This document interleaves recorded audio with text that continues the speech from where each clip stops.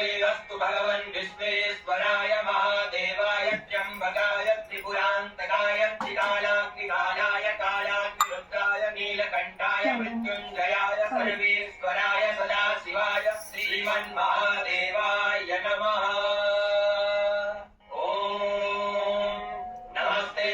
भगवन् विश्वेश्वराय महादेवाय त्र्यम्बकाय त्रिपुरान्तकाय